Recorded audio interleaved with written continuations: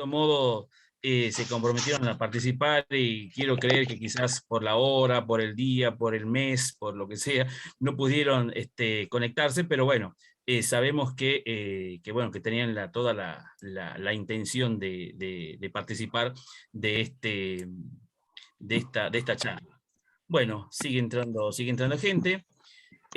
Bueno, en primer lugar quiero dar las gracias bueno, al presidente de nuestra comisión, el contador Marcelo Piccolo, bueno, y después también, a ver, hay un audio, voy a silenciar algunos micrófonos, hay audios que están,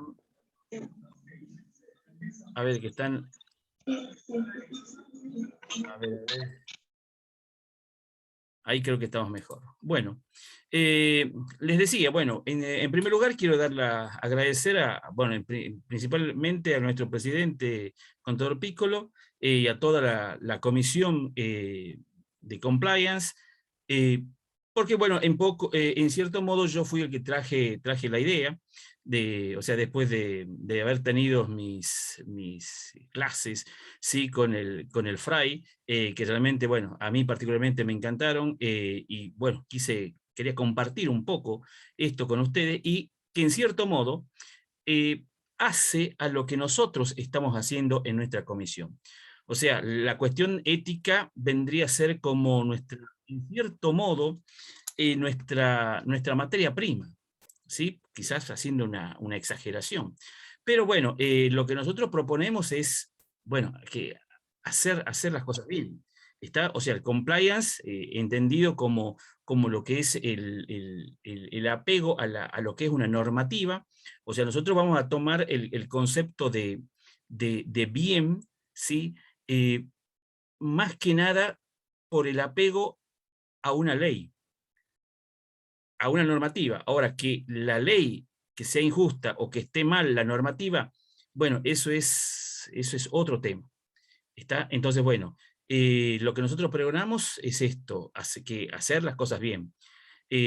Todo lo que es la temática del compliance, bueno, es bastante amplia, la venimos estudiando, todo lo que es la ética. Nosotros, el primer seminario que nosotros organizamos ya como comisión constituida fue precisamente con un abogado que era Salomón, que es Salomón Yaskayer, que ya nos hablaba él del tema de la ética, ¿sí? Nos hablaba de la ética del cumplimiento, por ejemplo.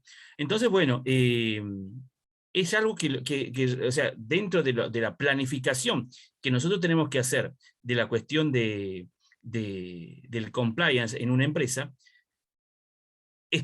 juega un papel fundamental, ¿sí? Todo lo que es la parte ética en lo que son los códigos de ética que tiene que haber en una empresa. Entonces, bueno, esto es la razón por la cual, digamos, acá me pareció bastante buena la idea de escuchar, digamos, lo que nos tiene para nosotros el Fray Rafael Cúnsulo con respecto al tema de la ética. Eh, bueno, el,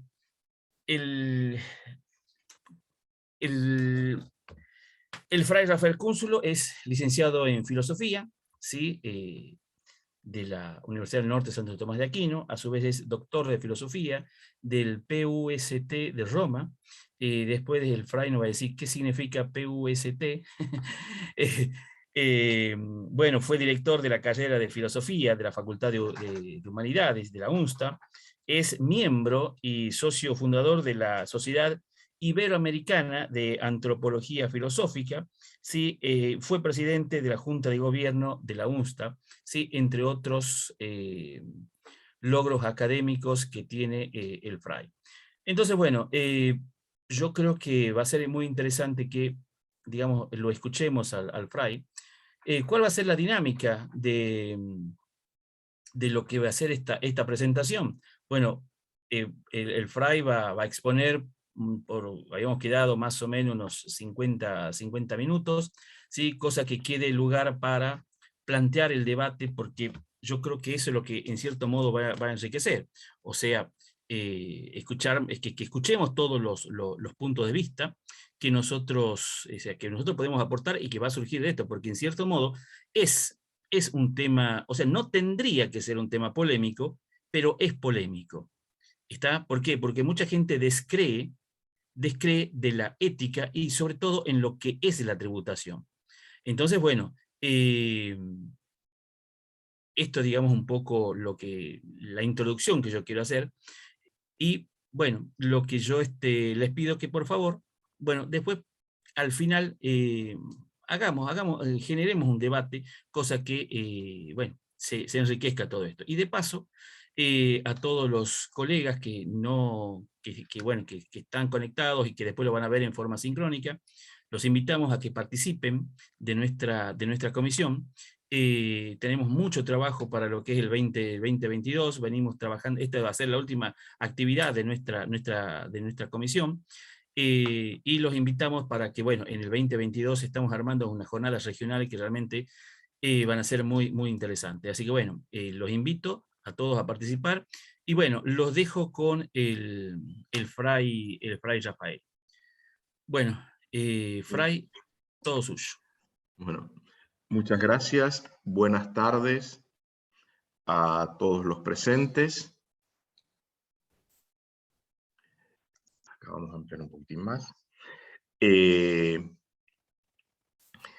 primer lugar, aclarar lo que significa esa sigla. Es la Pontificia Universidad Santo Tomás de Aquino de Roma, donde hice mi doctorado sobre el tema de la libertad en los pensadores medievales y en los pensadores contemporáneos. Y también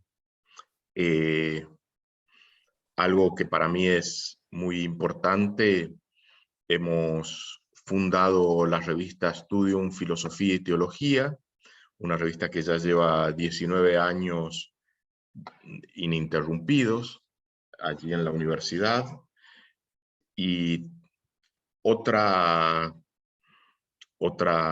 cuestión que me preocupa, o que me ocupa más que me preocupa, es el tema de la hermenéutica, que es la teoría de la comprensión, que es prácticamente una de las temáticas más importantes en la actualidad filosófica, dado el modo de proponer el diálogo y la comprensión, no solo a nivel coloquial, sino también a nivel más profundo, humano, porque, como dice Platón, eh, el alma, el ser humano es un diálogo consigo mismo, es decir, el diálogo constituye un poquitito la esencia del ser humano. Según Platón y otros autores, no es una cuestión, el diálogo de política, no es una cuestión de, ¿cómo decirlo? No es una cuestión de conveniencia, es una cuestión de vida humana.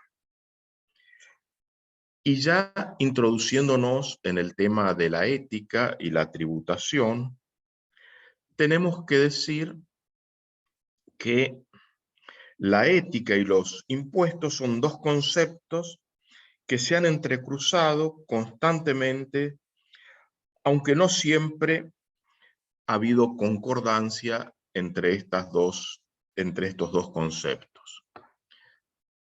Vamos a decir que la ética no es una teoría única. Recién escuché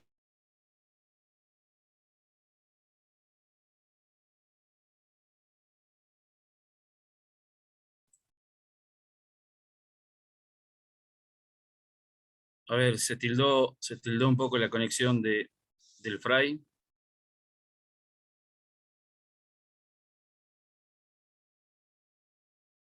Un segundo, por favor.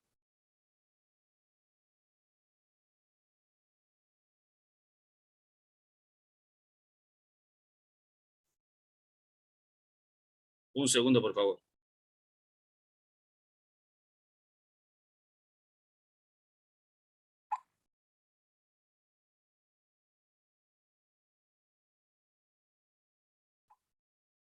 Bueno, esperemos por favor unos minutos. Ya se vuelve a conectar el Fray. Un segundo, por favor.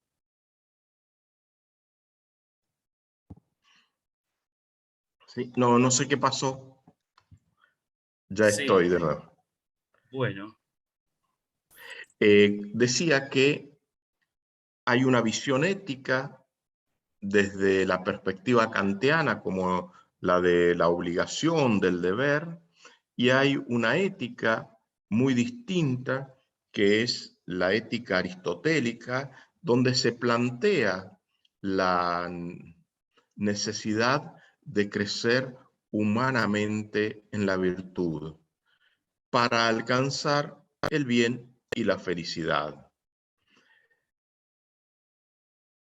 Vamos a poner un ejemplo de estas dos éticas. Hay otras más, pero vamos a poner un ejemplo de estas dos éticas.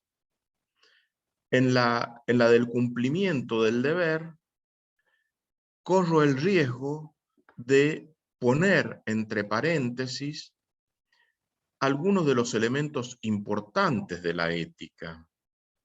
Por ejemplo, un elemento importante de la ética son aquellas cosas que constituyen los bienes de la humanidad o del ser humano.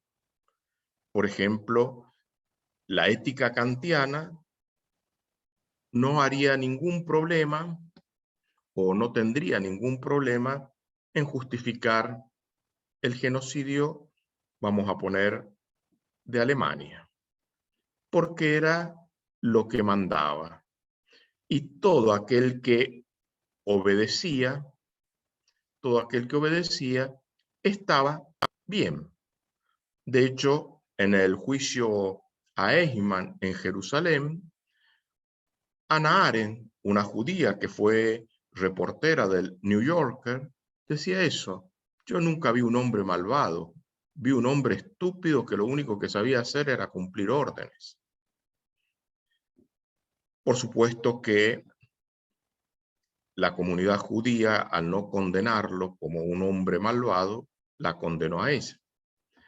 Pero eso es un ejemplo de una ética del deber llevada al extremo. Una ética o una moral vista desde las virtudes ve los valores fundamentales o los bienes más que los valores, los bienes fundamentales de la vida del ser humano. Recuerdo algo muy corriente en nuestra existencia, es ver pasar una ambulancia. Una ambulancia que normalmente lleva a un enfermo con un caso urgente y que por lo tanto supera sin cometer ningún delito el semáforo en rojo.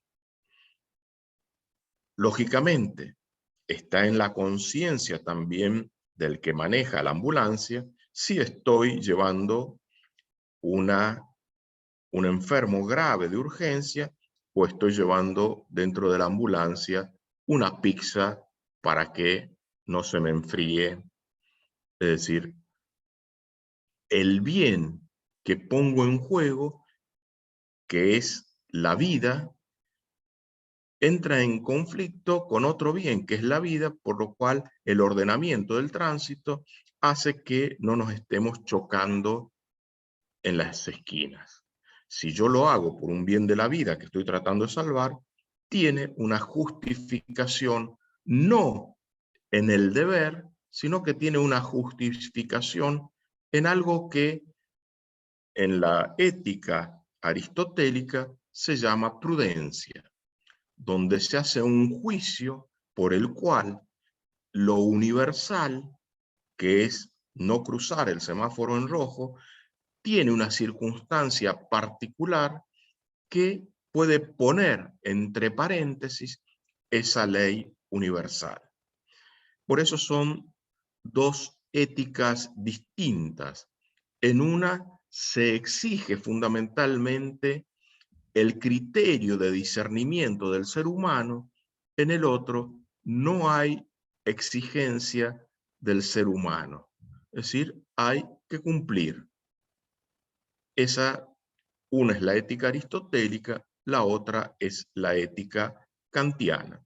Hay otras éticas, como por ejemplo la ética utilitarista o pragmática, en lo cual no importa ni el bien, como en la de Aristóteles, ni el deber, sino únicamente el provecho propio.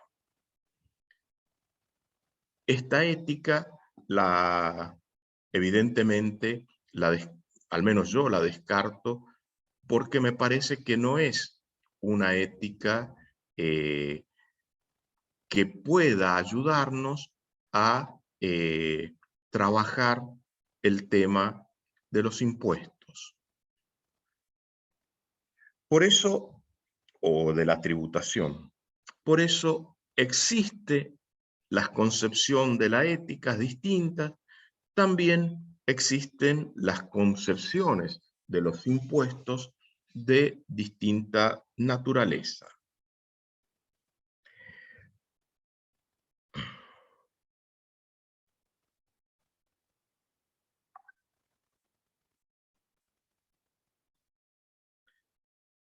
La ética nos proporciona marcos teóricos, criterios, que son indispensables para normar la conducta, haciendo al ser humano responsable y capaz de tomar decisiones a la luz de los bienes y de los valores universales, no a la luz del propio interés, ni a la luz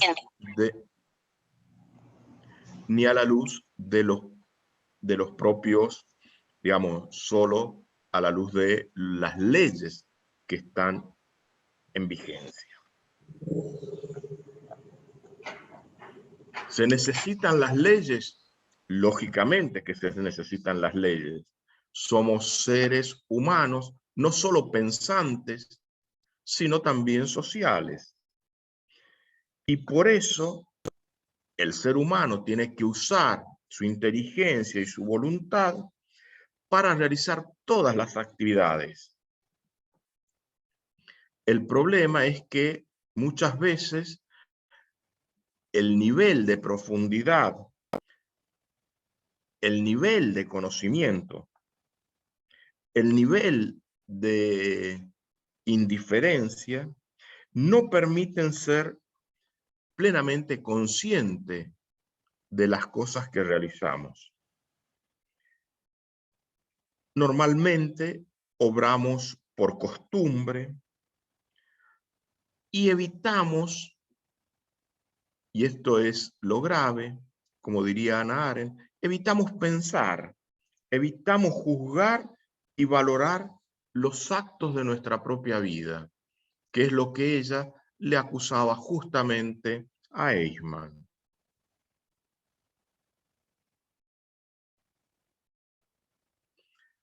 El ser humano es un individuo, es un miembro de la sociedad en su carácter de sujeto de deber ético, en el acto de contribuir.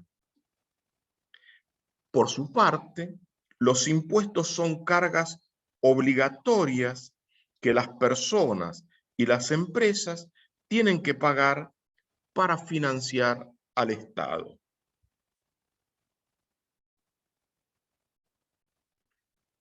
En pocas palabras, sin los impuestos, el Estado no podría funcionar, ya que no dispondría de fondos para financiar la construcción de infraestructura, como caminos, puentes, aeropuertos, etcétera, y prestar servicios públicos como son la sanidad, la educación, la defensa, la protección social, como las jubilaciones o los seguros de desempleo, prestaciones por invalidez o accidentes laborales, etc. Es decir, el Estado necesita algún modo de recaudar, y aquí hay ya dos criterios distintos por decirlo así, lo que son impuestos y los que son servicios. Uno paga la luz, paga el barrido, paga el alumbrado, el ABL, como dicen en Buenos Aires. No sé cómo serán en otras provincias, pero son servicios distintos de impuestos.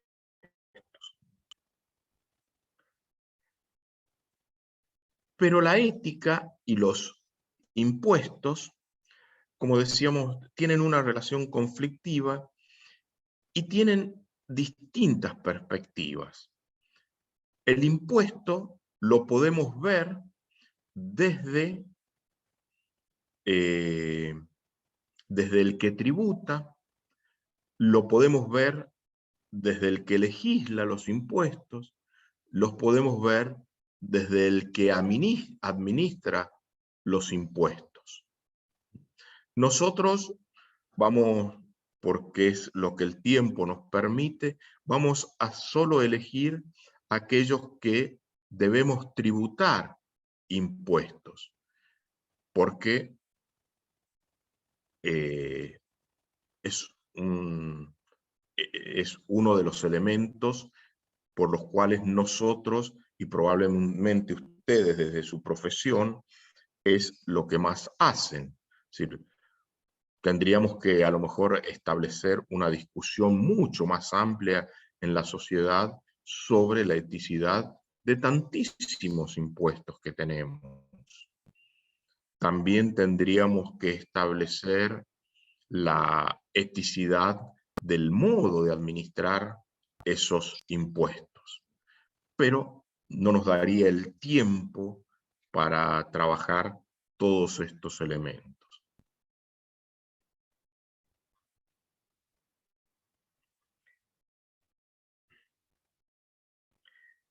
Para la aplicación de los impuestos,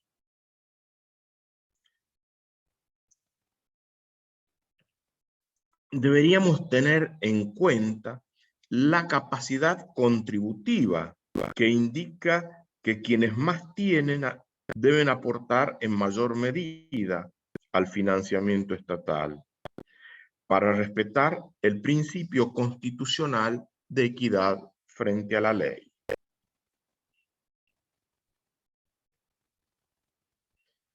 La primera pregunta que quiero que la puedan anotar y después la debatamos.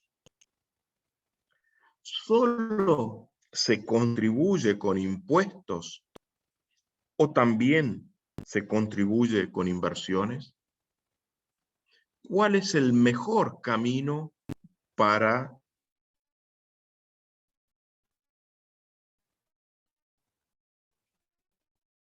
crecer,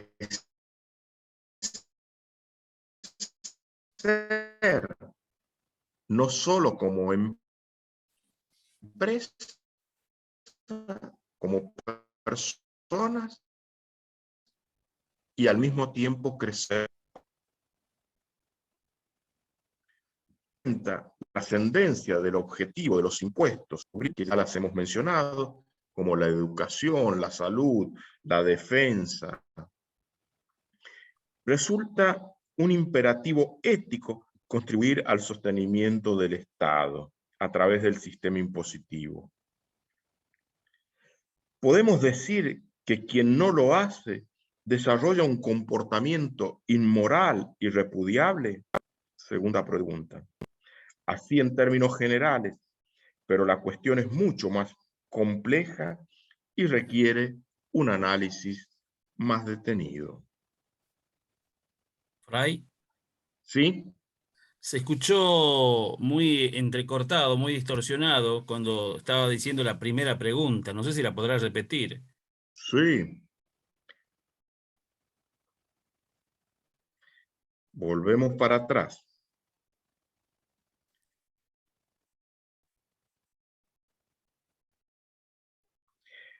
Solo se contribuye con impuestos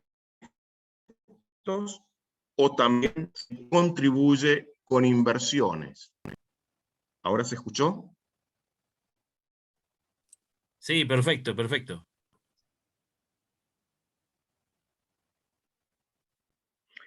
La segunda pregunta,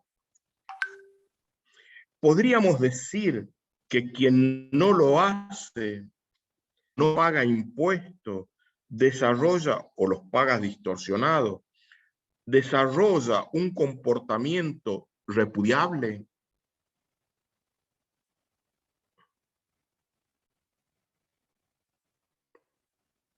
Preguntas que no vamos a resolver, pero que deberían estar presentes porque es algo que hace también a la tributación. ¿Es adecuado el tamaño del Estado?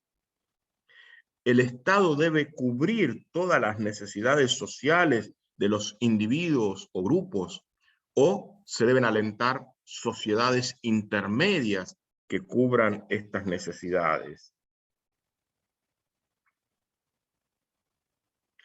¿Quién o quiénes controlan o deberían controlar al Estado en la aplicación de las contribuciones recibidas? Son también parte de esta ética de la sí, pero son preguntas lícitas a la hora de hablar de la ética de la tributación. Porque muchas de estas cosas lo decimos en la vida moral corriente. Si un padre se comporta inadecuadamente, está alentando a que un hijo se comporte inadecuadamente. O, como dirían los italianos, el pescado se empieza a pudrir por la cabeza. Si nosotros no tenemos ejemplos de rectitud, no se nos alienta a ser rectos en el cumplimiento de algunas obligaciones, ni tampoco se nos anima a ser virtuosos. Si el honrado es el tarado del grupo, lógicamente la honradez no es un bien que se tenga presente en la sociedad. O vamos a poner otra cosa más elemental. Gente muy capacitada probablemente tenga una tarea de bajo rango y gente no capacitada por amistades políticas tenga cargos de alta jerarquía, lo cual genera una sensación de injusticia muy grande.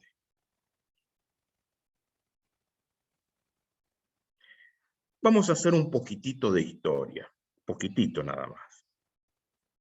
En el transcurso de la historia, el ser humano ha ofrecido tributos, pagando impuestos, actos que implican la asunción de elementos éticos. Estas obligaciones vienen de antiguo, como lo vemos ya en el libro del Levítico, es decir, unos 800, 900 años antes de Cristo.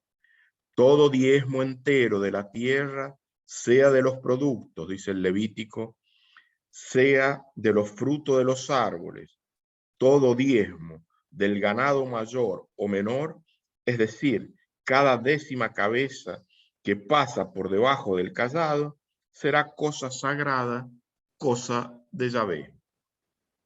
Levítico 30, 32.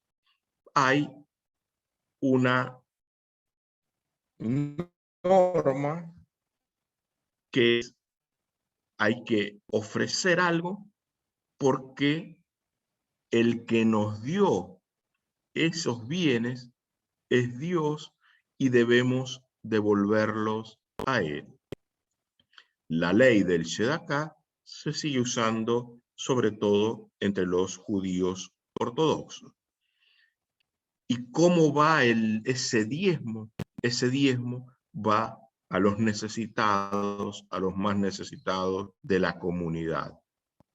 Por eso es notable ver que en la comunidad judía y comunidad judía ortodoxa generalmente no hay necesitados, porque se cubre con ese 10%. Es decir, el 10% debido a Dios se lo reconoce en la figura del hermano. ¿Y cuáles eran las tres personas, o el conjunto de los beneficiarios de ese 10%? El huérfano, la viuda y el extranjero. Se especifica en el Deuteronomio que la finalidad del diezmo es ayudar al levita, al forastero, a la viuda y al huérfano, para que coman hasta saciarse. También entraban los curas acá. El levita no me acordaba de eso. Estas reflexiones se refieren a la relación con Dios. Sin embargo, también los evangelios tratan la relación del contribuyente con el Estado. Y así, cuando los fariseos le preguntan a Jesús si está permitido pagar el impuesto al César, respondió: den al César lo que es del César y a Dios lo que es de Dios. El aporte ordenado por Dios, es decir, el Shedaká, de aquel que corresponde al judío o al en cuanto miembro del Estado romano. Pero Jesús introduce... estamos con conexión mala. ¿Se está escuchando? Sí, sí se escucha, Fray. Bien, bien. Porque aquí me apareció conexión débil. Jesús introduce una idea nueva que no aprecia en la pregunta de los adversarios. De forma inesperada, introduce a Dios en el planteamiento. La imagen de la moneda pertenece al César, pero los hombres no han de olvidar que llevan en sí mismos la imagen de Dios. Lo que es de Dios es el ser humano. Las monedas llevan impresa una imagen. Hay que recordar la importancia de la imagen en la cultura hebrea. De hecho, tienen prohibida la representación de imágenes de Yahvé. Es decir, el hombre solo pertenece a él, a Dios. Es entonces cuando podemos captar el pensamiento de Jesús. Dada al César lo que pertenece a él, pero no olviden que ustedes mismos pertenecen a Dios. Para Jesús, el César y Dios no son dos autoridades de rango semejante que se han de la sumisión de los hombres. Dios está por encima de cualquier César y éste no puede nunca exigir lo que pertenece a Dios. Es decir, el tributo humano nunca debe esclavizar al ser humano. En unos tiempos en que crece el poder del Estado de manera insospechada y a defender su libertad en medio de una sociedad burocrática donde casi todo está dirigido y controlado perfectamente, los creyentes y los que apreciamos un cierto humanismo. No hemos de dejarnos robar nuestra conciencia ni nuestra libertad por ningún poder. No podemos aceptar tan fácilmente la ética legalista. Debemos aceptar la ética de la virtud, la ética que nos hace más seres humanos.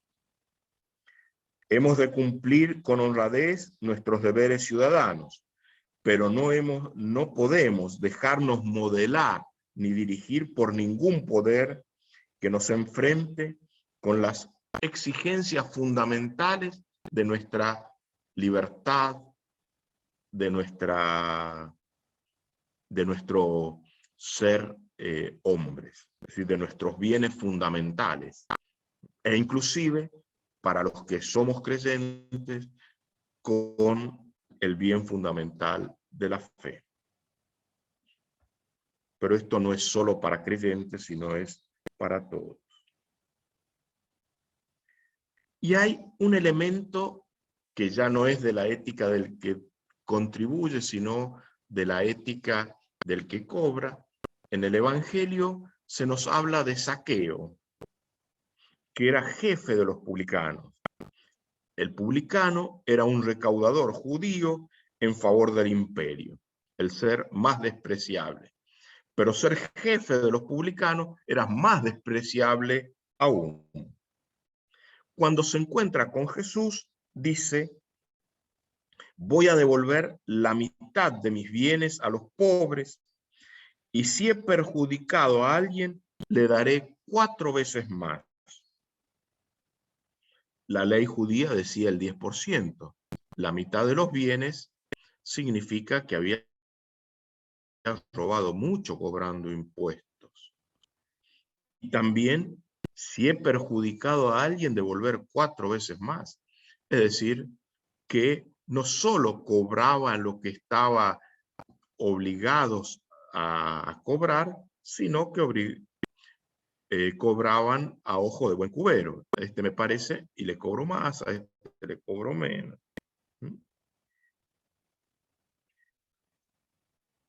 ¿Se puede decir que Zaqueo era generoso con sus bienes o simplemente estaba devolviendo lo que había cobrado de más?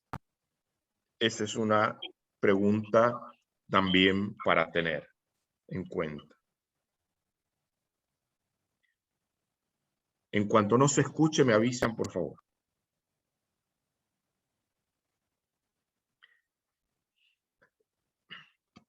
Estos conceptos se reiteran a lo largo de la escritura, pero vamos a poner un paréntesis aquí en la parte de la historia, porque si no se nos va a acabar el tiempo y no vamos a llegar a algunos puntos importantes de la ética de la tributación.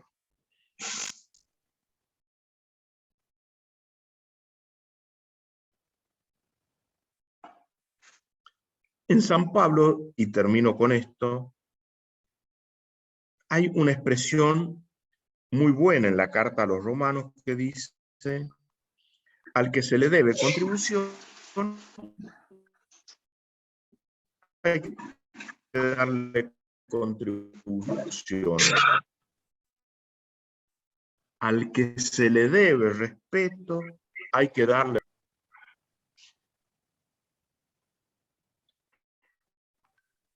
Santo Tomás, un pensador del siglo XIII, en su gran obra La Suma Teológica, nos habló, o la Suma de Teología, nos habló de la justicia del impuesto. Hasta allí había prevalecido la doctrina sustentada por los padres de la Iglesia, los que, basándose en los pasajes evangélicos y en las cartas de Pablo, consideraban que correspondía el pago de los impuestos a los gobernantes, por tener estos un poder recibido de Dios, siendo tal deber, por tanto, un deber moral tanto si los impuestos eran justos como si no los eran. En cambio, Tomás de Aquino consideró que el impuesto era justo y producía el deber moral de pagarlo si cumplía 4 condiciones principales. Primer principio: un impuesto solo es lícito cuando se dedica al bien común. Solamente se debe aprobar en el caso de que los representantes de la sociedad lo consideren justificado por los beneficios que para el bien común producirá la actividad a financiar con él. Es el primer principio, importantísimo. ¿Qué vamos a financiar con un impuesto? Y si eso que vamos a financiar es el bien común o es un bien particular de un pequeño grupo.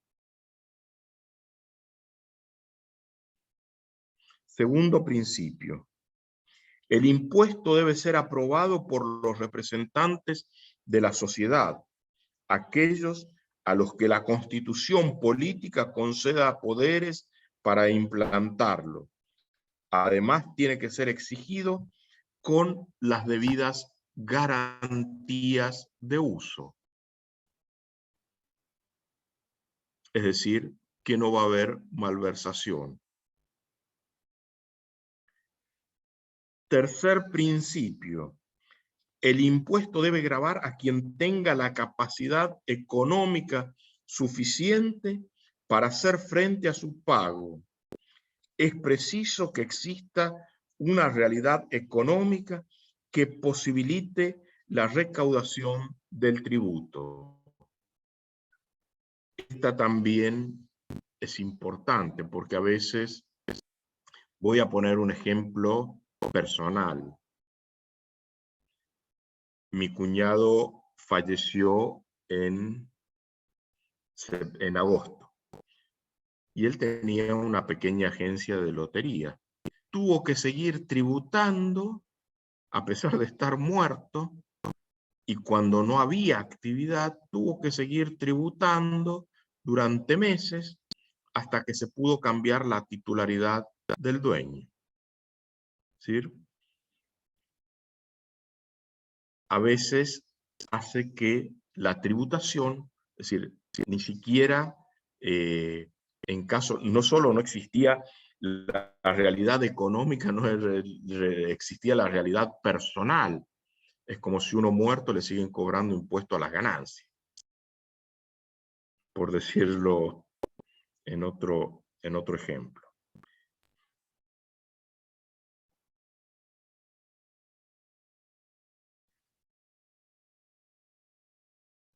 El cuarto: la cuantía del impuesto debe guardar una adecuada proporción con la capacidad de pago del que está obligado a hacer frente a ese impuesto. Este principio, dice Santo Tomás, constituye el requisito básico de la justicia del impuesto.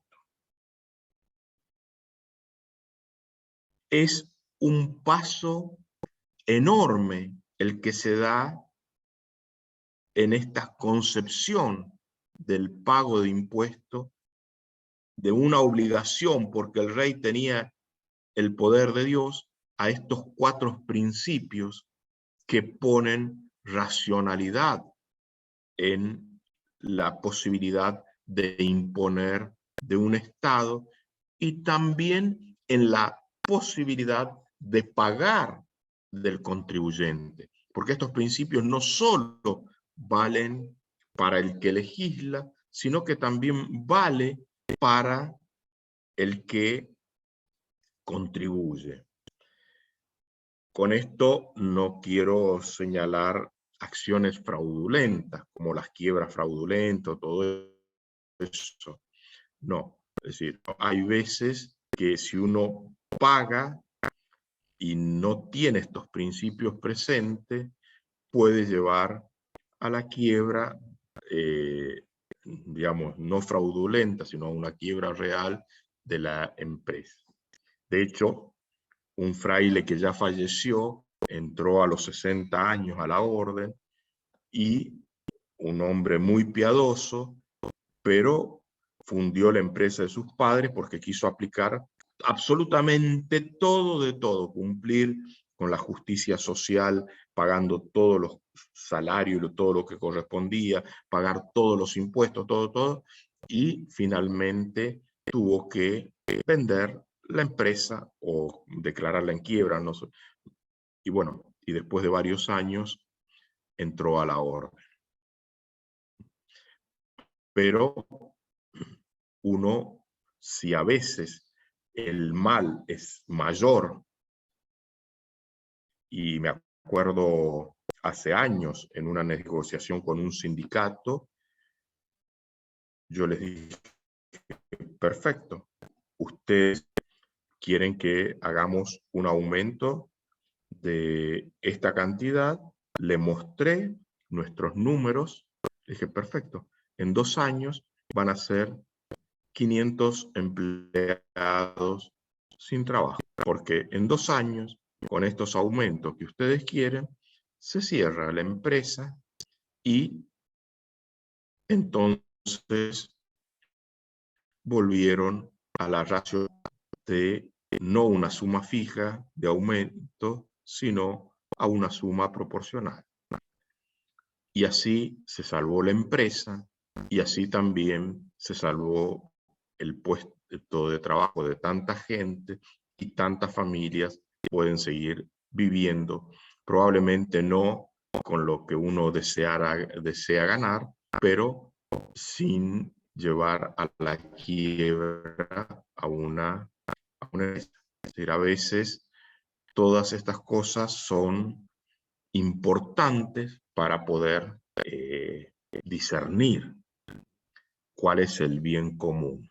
Que reciban un montón de plata en un tiempo determinado y después se queden sin trabajo, o que se pueda recibir algo menos y con números claros para que las personas puedan seguir trabajando y desarrollándose como tales. Vayamos ya a una visión más contemporánea de los impuestos. Ya hemos visto la clásica, que era como algo debido a Dios, la de Santo Tomás, que es algo proporcional a la justicia, y ahora vamos a ver la de Adam Smith, que en 1776 fue estableciendo criterios también como principios básicos, que tomaron en cuenta las condiciones fijadas precedentemente y que llegan hasta el día de hoy. Considerando la situación argentina, podemos decir que esos principios básicos han sido recogidas en normas constitucionales que sirven de sustento a la legislación positiva. Así entonces, para la procedencia de los impuestos o de la imposición debe respetarse: primer principio de legalidad, es decir, que las normas fiscales deban estar aprobadas por el Congreso de la Nación y en consistencia con la Constitución. Segundo principio es el de la igualdad, que le impide que haya diferencias en la carga del impuesto, entendiendo por tal igual tratamiento a igual capacidad tributaria o contributiva. Tercer principio, el de proporcionalidad, que significa que debe estar equitativamente y proporcionalmente distribuidas las cargas fiscales en la población, lo que no significa la prohibición de impuestos progresivos. El cuarto principio es el de no confiscatoriedad, en virtud del cual no se puede aplicar tributos que violen el derecho de la propiedad. Estos criterios, distintos de los 4 criterios, por eso hablo de 2 éticas distintas, la que de Tomás, que sigue a la de Aristóteles, y la de Smith, que sigue a la de Kant. Estos criterios se respetan en nuestro país a efectos de los respectivos gravámenes, pero sin embargo, ello no es suficiente desde el punto de vista ético. Por eso cabe señalar que en materia de imposición de tributos, la ética exige el cumplimiento de distintas condiciones. En primer término, no basta que el tributo sea establecido por la autoridad delegada, sino que además deba respetarse por las autoridades que administran esa imposición, impidiendo la adopción de actitudes arbitrarias, como las que hacía Saqueo, que obligan al cumplimiento de condiciones no previstas específicamente en la norma. Ello conlleva desde ya a la eliminación absoluta del uso del poder de esas autoridades para llevar adelante persecuciones políticas, una especie de antimafia del poder político. La segunda condición de una ética fiscal es que el sistema tributario tenga por fin obtener los recursos necesarios para atender las demandas de las sociedades y no buscar la solución para determinados factores de poder, aun cuando ellos se justifiquen en evitar daños supuestamente más graves. Tercera condición es que el gasto público sea gestionado con suficiente eficacia, honradez o transparencia. El Estado debe evitar todo despilfarro de los fondos públicos, así como prevenir los abusos y las injusticias de los funcionarios.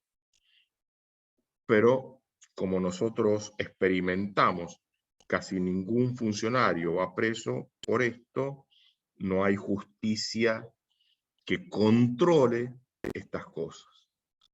Cuarto, la ética fiscal plantea que los tributos deben ser adecuados a la posibilidad de cada contribuyente, es decir, respetar la capacidad económica de manera tal que las leyes fiscales deban contemplar la no gravabilidad o hacerlo en mucho menor medida a los menos pudientes y aumentando progresivamente en la medida que crecen las posibilidades económicas.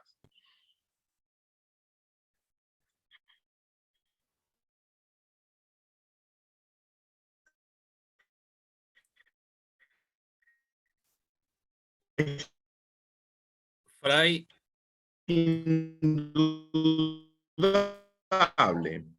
Fray, que el no respeto de esos factores por parte de la nación puede indicar un caso. Tengo conexión inestable, dice acá. Voy a ver si sí, cambio de red. lo último que dijo no se entendió. Ya intento cambiar de red. No puedo. Volumen. Acá está.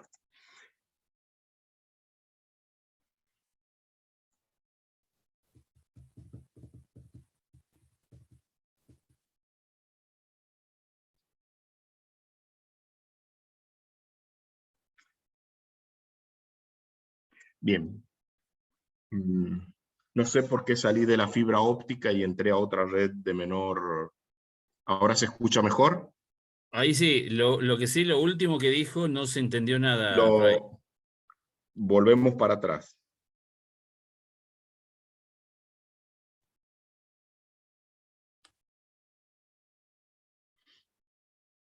El último punto de los 4 que señala Smith es que la ética fiscal plantea que los tributos deben ser adecuados a la posibilidad de cada contribuyente, es decir, respetar la capacidad económica de manera tal que las leyes fiscales deban contemplar la no gravabilidad o hacerlo en mucha menor medida a los menos pudientes y aumentando progresivamente en la medida que crecen las posibilidades económicas.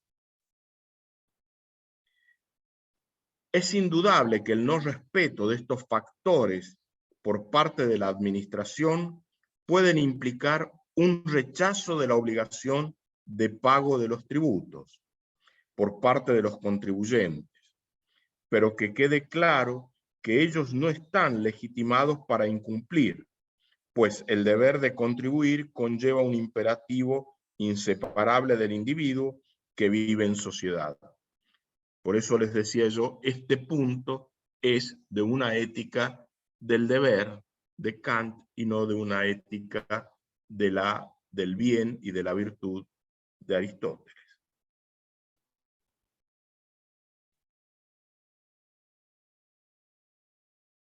Tres preguntas para seguir anotando para el debate. ¿Hay impuestos que impiden el crecimiento de las personas?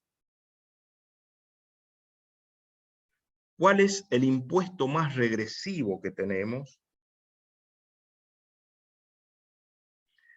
¿Hay algún espacio de libertad frente a los impuestos para el individuo? Tercera pregunta, ¿la evasión fiscal es siempre moralmente mala?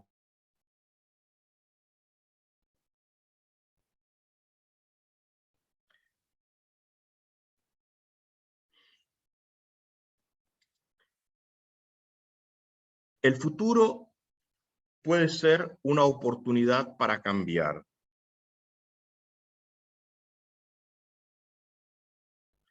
Todos los factores que hemos mencionado en los puntos anteriores nos indican que la marcha de la relación del fisco con el contribuyente debe estar imbuido del concepto de ética y para ello deben adaptarse y modificarse a efectos de formar una nueva cultura tributaria, tanto para el que hace tributos, el que legisla tributos, como para aquel que los tiene que pagar.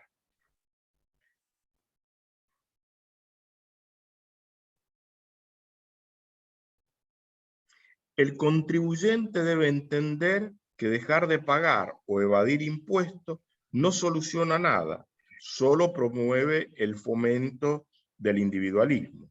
La consolidación de la conciencia social pasa necesariamente por la formación de la cultura contributiva. En contrapartida, el que impone y administra los tributos debe tener una alta moral o una alta transparencia en la ejecución de los contributos recibidos.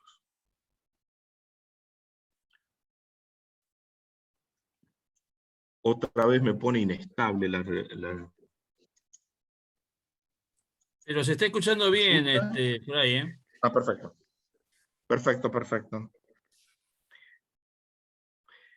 Por ello, su cuestionamiento por los desvíos efectuados por las autoridades fiscales en la aplicación incorrecta de los principios de la imposición no pasan por la evasión, sino por la exigencia clara y firme del respeto de esto, y la vía para ello sería mediante una acción ciudadana.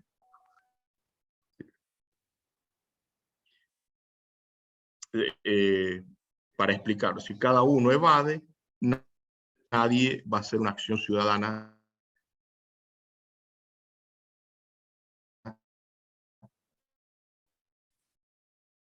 en conjunto para decir, mientras yo me salve, dibujo unos números y paso. En cambio, si decimos, este impuesto es justo y tomamos esa actitud y llevamos nuestros planteamientos a los niveles, probablemente no tengamos éxito, pero es como el camino moral para hacerlo.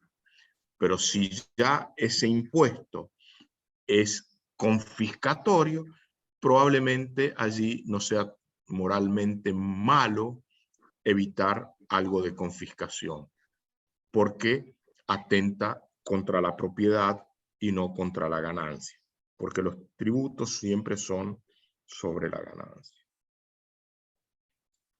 Por su parte, las autoridades fiscales deben extremar todos los recaudos necesarios para depurar la estructura de la administración tributaria de los integrantes corruptos o arbitrarios, y a la vez tender al dictado de normas que sean claras y que permitan su aplicación mediante el respeto de la real capacidad económica, liberando a aquellos de menor poder adquisitivo. Asimismo, debe destinar los recursos exclusivamente al cumplimiento de los fines económicos y sociales previstos en la Constitución, cuidando celosamente de evitar su dispendio en gastos innecesarios o superfluos. La señora Eve de Bonafini ha señalado un gasto superfluo en estos días cuando hizo alusión a que el perro Dylan come más que ella o tiene más presupuesto de ella para comer. Está claro que el logro de este objetivo no es simple, pero es el camino que debemos proponernos para avanzar como sociedad, consiguiendo imponer la ética en la relación tributaria.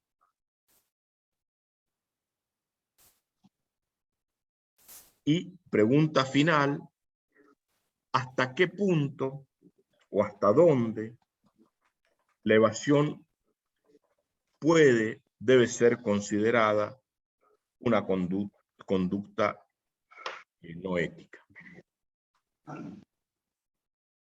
o éticamente mala, porque no ética son éticamente buenas o éticamente malas las cosas? Así que bueno, ahí hay unas 7 preguntas para el debate. Bueno, Fray, desde mi punto de vista, yo creo que la primera pregunta que hizo usted era bueno, si es igual, es lo mismo, creo que dijo así, lo mismo tributar que invertir. Una cosa así, creo que era uno de los planteos. Yo lo que creo es que... ¿Qué es lo que permitía más el crecimiento? ¿La tributación o la inversión? Eso. Bien, bueno, ¿Solo sí. se contribuye con impuestos o también se contribuye con inversiones? Esa fue la pregunta. Bien. Desde mi punto de vista, lo primero sería la inversión, para que en base a lo invertido, aplicando las leyes que tenemos, se pueda tributar. O sea, es como la pregunta, ¿qué va primero, el huevo o la gallina? Difícil. Porque si no hay inversión, no tenemos a quién cobrar el impuesto. Porque se supone que los inversores van a ser los contribuyentes. Por lo menos ese es mi punto de vista. Sí, siempre y cuando estemos, digamos, en un estado de derecho. No sé qué pasará en Cuba, qué pasará en China, sí, en donde, bueno, también debe haber, supongo yo que debe haber impuestos y, bueno, no, inversión privada no hay. Yo creo que las dos cosas son importantes. El tema está en Cuba sí hay inversión privada. Ah, bien, perfecto. Bueno, sí, Es decir, estos cambios que hubo. no hay propiedad privada. Digamos, la propiedad privada es hasta el 49%. Yo tengo un hotel, el 49% es mío, el 51% es del Estado. Y está bien, perfecto. Ese es el modo de la propiedad, al menos hasta antes de la llegada de Raúl. Después creo que se avanzó hacia la propiedad privada un poquitito más. De hecho, la gente ya puede comprarse un auto si quiere, y si puede, que eso es distinto. Está bien. Yo creo que ambas cosas son tanto el cobro de los impuestos como lo que es la inversión, los dos tienen un efecto dinamizador. El único detalle es que nosotros estamos obligados por ley a, a tributar, no necesariamente a invertir. O sea, si yo tengo, está bien, perfecto. Si yo puedo, yo voy a invertir. Pero yo estoy obligado, ¿sí?, a cumplir la ley. Y está relacionado también con una de las preguntas sobre si es no pagar impuestos, si era éticamente malo, creo que así era la pregunta. Yo creo que en la medida que nosotros nos apartemos de la ley, y si nos apartamos de la ley, estamos cometiendo, en primer lugar, un delito. ¿Está? Entonces, bueno, eso yo creo que si yo voy a definir la ética como hacer las cosas bien, entonces, bueno, si yo no estoy haciendo las cosas bien, quiere decir que no tengo un comportamiento ético. Entonces, bueno, eso es un poco yo lo que tomo, digamos, como definición de ética. O sea, si tengo que asignarle yo eso un valor moral, o sea, yo estoy obligado a pagar impuestos. Y acá lo que tenemos que distinguir son dos cosas. O sea, por un lado es que yo no pague, por ejemplo, el impuesto inmobiliario o el impuesto automotor. ¿Por qué? Porque no me alcanza la plata para pagar.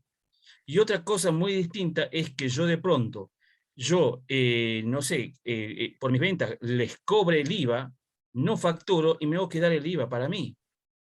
Entonces, bueno, eso yo creo que también hay que hacer una distinción. Una cosa está bien, perfecto, no me alcanza para pagar, está bien, no lo pago el impuesto, lo pagaré después, pero es muy distinto a que yo me apropie de algo que no es mío. Entonces, yo creo que en ese sentido, estamos infringiendo la ley, entonces llamemos las cosas por su nombre. La evasión es un delito. Sí, pero usted ha hecho una distinción clara. Hay algo que es delito y algo que no es delito, porque no puedo pagar. Y, por ejemplo, la ley obligaba a matar a los judíos. Yo podía infringir esa ley, probablemente me mataban a mí en el Estado, en el Tercer Reich. Pero yo podía decir, yo no mato, porque para mí la vida del ser humano es más importante que si es judío o es ario o lo que fuera. Entonces, el cumplimiento de la ley no me constituye, sobre todo si la ley es injusta, no me constituye en un ser moralmente bueno. Y de hecho, Eichmann fue condenado. Aunque él cumplía deber, cumplía órdenes, fue condenado. Entonces, yo distingo lo que es moral de lo que es legal. Y podemos poner muchos ejemplos de legalidad y de moralidad. Podemos estar de acuerdo o no con la ley de aborto, por ejemplo. Pero yo puedo sostener, o al menos se debería poder sostener, una objeción de conciencia, porque para mí es estar matando. A lo mejor para otros no, pero para mí es estar matando. La ley no me tiene que obligar a mí, médico, a realizarlo. Si yo creo científicamente, no por una fe, no sé si se ve esta distinción entre lo que es legal y lo que es moral. Sí, Alguien levantó perfecto. la mano. Sí, el contador Luis Comba quiere aportar algo. Sí, buenas tardes. Perdón que no tenga la cámara, pero estoy con el celular y tengo mala señal, así que si me conecto con la cámara, por ahí pierdo.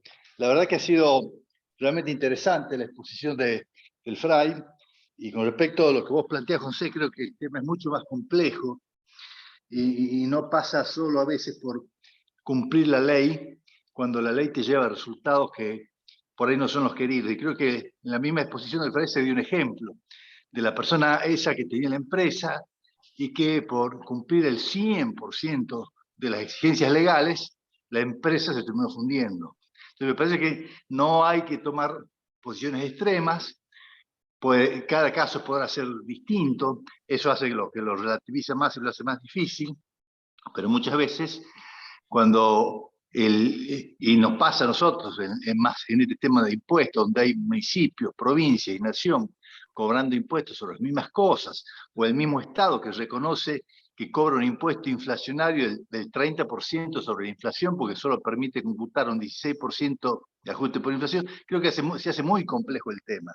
Y creo que es realmente interesante los planteos que hizo el FRAI para seguir discutiendo, seguir debatiendo, y sobre todo las distintas posiciones éticas que él ha ido señalando con respecto a la ética kantiana, la ética aristotélica, o sea, eso nos está demostrando que las posiciones y las posturas pueden ser amplias y no necesariamente hacer lo que se debe, cumplir la ley, por más que nos esté llevando un camino que pueda ser de mucha complejidad. Y también más allá de que quizás lo que en algunos casos corresponda es, en todo caso, no pagar y plantear ante la justicia como se hizo en muchos casos. Pero a veces no es tampoco la solución posible eso.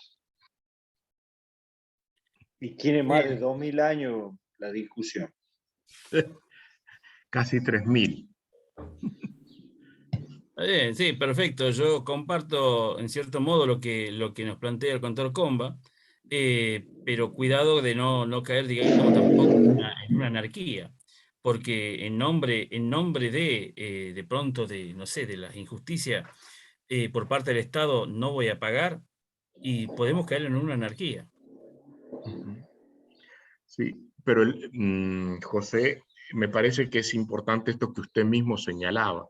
Una cosa es cuando yo no puedo pagar y otra cosa es cuando yo me quedo, como por ejemplo el IVA. No doy factura y yo me quedo con el IVA. Eso es robo. Es decir, si yo... Evasión, lisa y llana. Claro, si yo no doy factura, tengo que quitar el 20% del producto.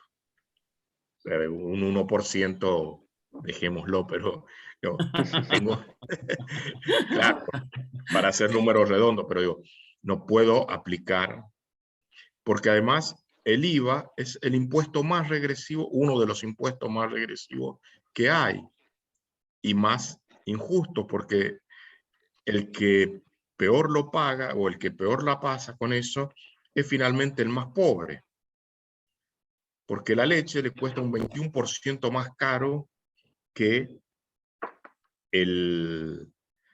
si no hubiera IVA. Entonces, o el que no lo puede desgravar de ningún lado. Eso me parece que son el otro gran impuesto que impide el crecimiento. Para mí es el impuesto al sueldo, porque antes sí era un impuesto a las ganancias, hoy es un impuesto al sueldo. Es decir, eso es muy regresivo, porque cuando Cavallo lo puso en los años 90, era para sueldo de $10.000. Hoy lo están pagando sueldos de $200. El impuesto a las ganancias, al dólar blue, ¿no? Es decir, son cosas que evidentemente cualquier trabajador y además las excepciones que hay a ese impuesto, porque los legisladores no pagan, los jueces no pagan, es decir, yo hago la ley, pero yo no la cumplo. Son cosas que, ¿cuántas veces le dicen, mira, pagame en negro, pero que no vaya el impuesto a las ganancias? ¿Cuántas veces se usa ese camino porque, digamos, la gente quiere más? O otra cosa que es casi un impuesto, ¿por qué tengo que estar pagando una jubilación que nunca voy a recibir? ¿O por qué voy a estar pagando una obra social que voy a recibir muy pocos servicios? ¿Por qué todo ese dinero no se le da al trabajador y que elija una obra social, o que elija ir al hospital público, o que elija ir a una prepaga? Pero ¿por qué tiene que estar hecho de modo confiscatorio eso? Es decir, hay muchas cosas que uno podría plantear que uno no plantea. Por eso la invitación, más que a estafar, la invitación es a pensar las cosas que se pueden hacer de otro modo, y porque en otros países se hacen de otro modo. En Alemania, el 8% de lo que yo tributo, lo decido yo aquí, a dónde va. Lo puedo siempre a una asociación sin fines de lucro. Lo puedo mandar a Cáritas, lo puedo mandar a la ONG Salvemos a las Ballenas, es decir, pero yo tengo una decisión también sobre las cosas que yo quiero tributar. Pequeñita, es un 8%, o no tan pequeñita, pero no es que todo lo decide el Estado. Son experiencias que pueden ayudar, es decir, que pueden ayudar a pensar las cosas. ¿Por qué ahora todo lo de envase tiene que ser destinado a los planes sociales? Inventar un nuevo impuesto que lo van a terminar pagando también los mismos que toman el Tetrabric o que toman la leche en lo que sea, o si no, tendremos que volver al lechero con el tarro como cuando éramos niños, que pasaba por la puerta de la casa, golpeaba y ya se acabó, no pagamos ley de envase, es decir, no pagamos impuestos a los envases. Es decir, ¿y por qué eso lo tiene que destinar el Estado a algo que puede ser una emergencia o puede ser un enquistamiento de un problema? Yo diría, si es una emergencia para ayudar a como pasó en San Juan en el 44, hubo un terremoto, fue una emergencia, se aplicaba un impuesto por 2 o 3 años para ayudar a levantar de nuevo la ciudad, una cosa. Pero cuando yo estoy haciendo un impuesto para enquistar un mal o un problema, es distinto, ¿sí?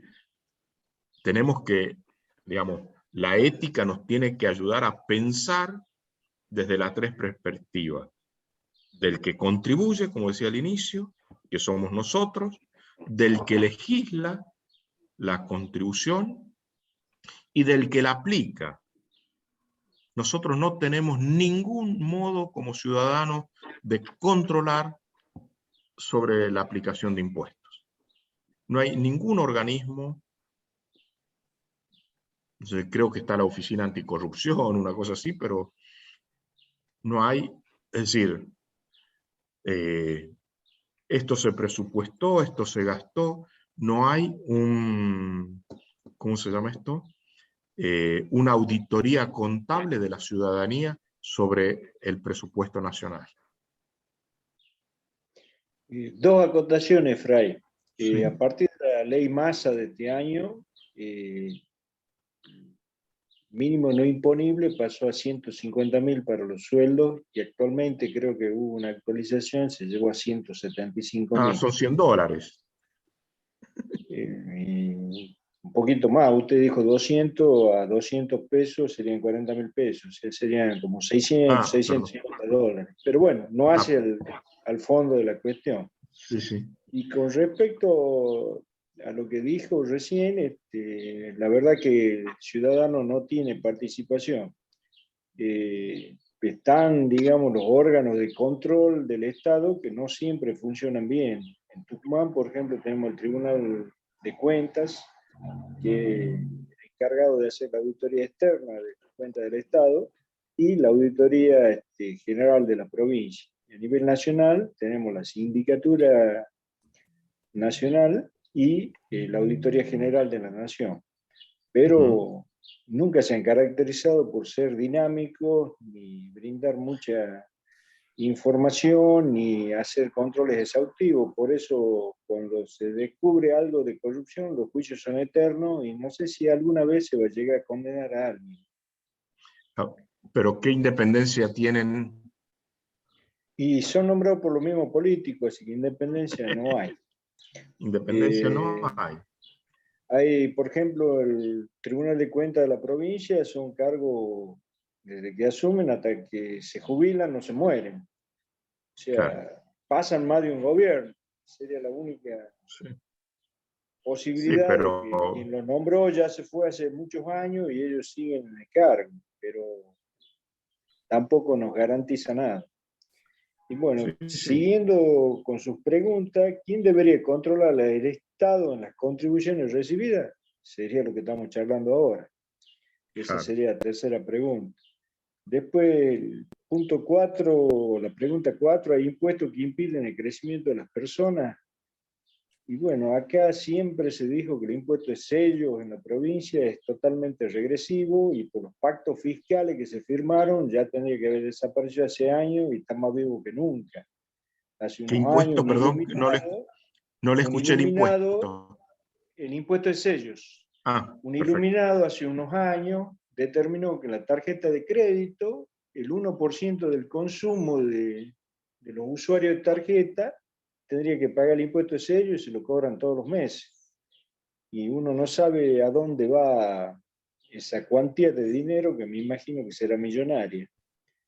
Y bueno, el impuesto a la salud pública, como usted dijo también, por la última reforma fiscal que subieron ingreso bruto del 3 al 5%, en teoría tenía que haber desaparecido y sigue más vivo que nunca. Y no sé si lo irán a sacar, que también es una carga para las empresas. Y así, situaciones como esa, podemos estar toda la tarde charlando y creo que no llega una solución. ¿Por qué? Hay Porque no un, tenemos la capacidad para establecer lo que tenían que hacer los legisladores. Lamentablemente todo pasa por los legisladores. Hay un tributarista muy importante, se llama Rodolfo Spisso, que lo que plantea él es que el tributo tiene que estar en función de nuestras ganancias, no de nuestro capital, entonces, o sea, de nuestro patrimonio. Entonces, bueno, eso es lo que en cierto modo, bueno, plantea este tributarista. Pero bueno, sí, en cierto modo, bueno, el control realmente deja mucho que desear. Bueno, Fray, ahí creo que se tildó de nuevo.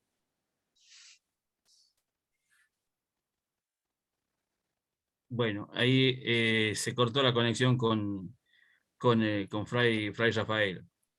Bueno, chicos, esperemos 2 minutos a ver si es que se vuelve a reconectar.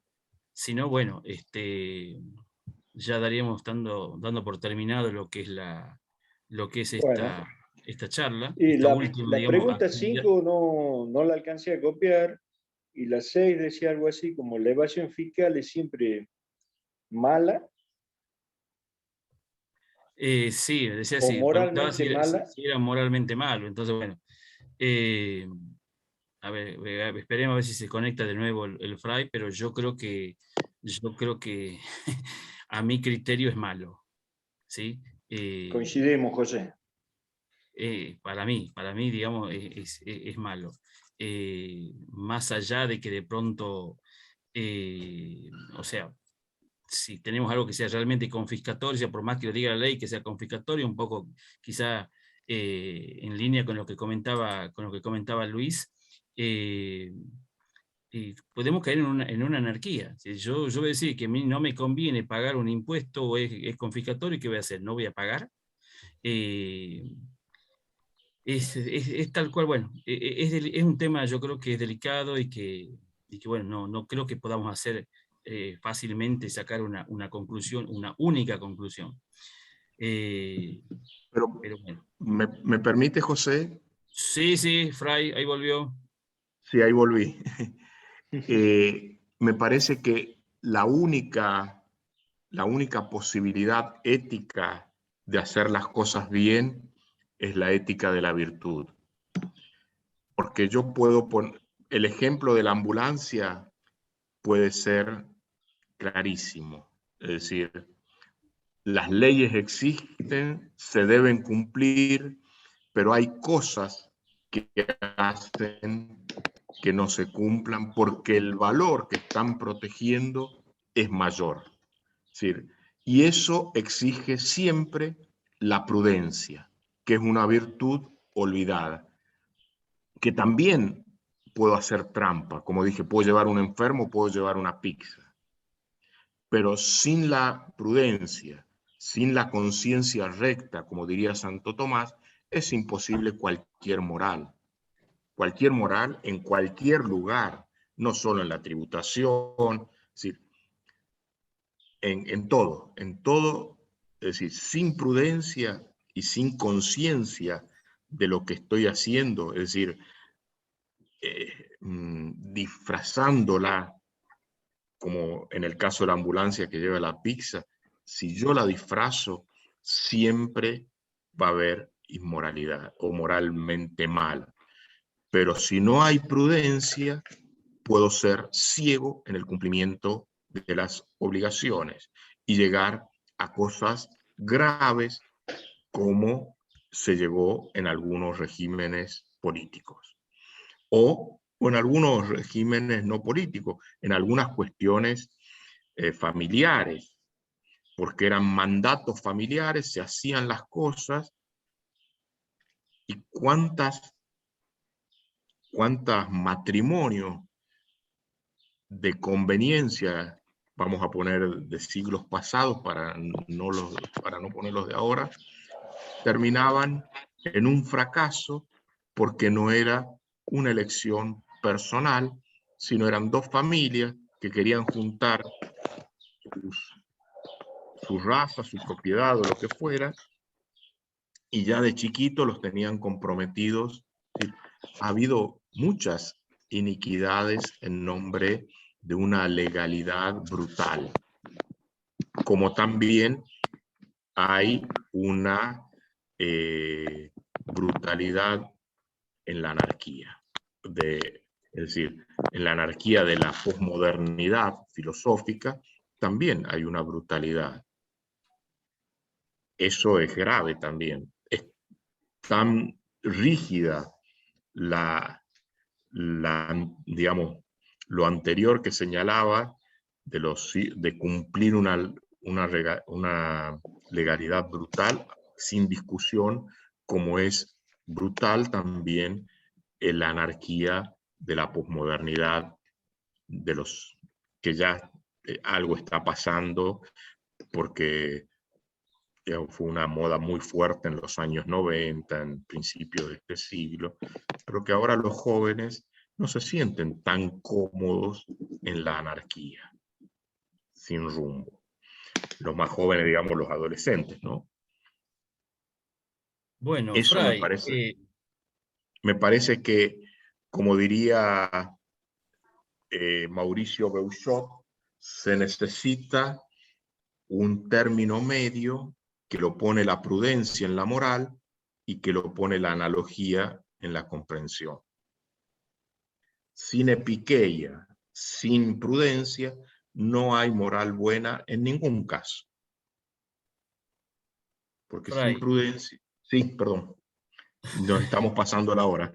sí, sí, realmente sí. Sí, esto da por lo menos para una pequeña charla de 5 horas. Pero bueno, yo creo que, bueno, ante todo, muchas gracias, porque nos está dando una óptica distinta. O sea, nosotros siempre esto lo analizamos desde el punto de vista de los principios constitucionales, ¿sí? Del principio de legalidad, de la no confiscatoriedad, pero acá nos está dando una visión diferente. Que yo creo que lamentablemente la situación hace que no nos podamos poner de acuerdo, pero es totalmente válido todo lo que usted plantea. ¿Alguno participante quiere aportar algo, quiere decir algo? En nombre de la Comisión de Compliance, al ser yo el presidente, le agradezco, Fray, por su tiempo, por su sabiduría y por prestarse a este diálogo abierto que creo que nos ha llegado a todos y con gran satisfacción le digo muchas gracias. Gracias a ustedes por invitarme. es un nuevo mundo de la ética que se abre también para mí. De hecho, ahora probablemente el año que viene, también en el Colegio de Contadores de Buenos Aires, podamos hacer un debate semejante. Me están contactando algunos, cosas que si no hubiera sido por el curso que me permitió dar la facultad y por el interés, en este caso particular de José, bueno, uno no tiene diálogos interdisciplinares en estas cosas, porque uno puede ser muy principista, pero después, a ver, voy a poner un ejemplo muy, qué sé yo, el pesto hay que hacerlo con aceite de oliva, pero yo lo que tengo es aceite de girasol. Puedo poner toda la teoría perfecta, pero después la realidad me va marcando cosas que tengo que caminar distinto o hacer una adecuación. Por eso nosotros que vivimos más en el mundo de la teoría, el acercarnos al mundo de lo cotidiano, al menos para mí, ha sido muy, muy importante. Bueno, Así que muchas les gracias. agradezco. No, Gracias, José. muchas gracias, Fray. Muchas gracias a los que participaron. Ahí le estaba mandando saludos Silvina Sleiman. Muchas gracias. Sí, Me acotan por yo, privado, son temas muy profundos, pasa por los valores del ser humano, depende de cada individuo. Totalmente, totalmente. Ujú. Bueno, muchas Yo gracias. los mensajes, como veo poco, no los veo. Si ha habido otros mensajes, si los quieren leer. No, por lo menos acá al chat del grupo, no, lo único que llegó fueron los saludos de Silvina. Nada más. Bueno, Perfecto. muchísimas gracias, Muchísimas Fray. gracias. Nos vamos a mantener en contacto porque también estamos organizando unas jornadas regionales para abril del año que viene, así que seguramente lo vamos a estar molestando otra vez. No es ninguna molestia. Un Así que gusto poder bueno, reflexionar y ayudar a reflexionar. muchísimas gracias a todos los que Buenas tardes. participaron y bueno, y a todos los que lo van a ver en forma sincrónica, también le damos las gracias. Bueno, chicos, nos vemos. Adiós, adiós, adiós. Buen año para todos. Feliz Navidad. Igualmente para vos, José, y para todo el grupo. Adiós. Adiós.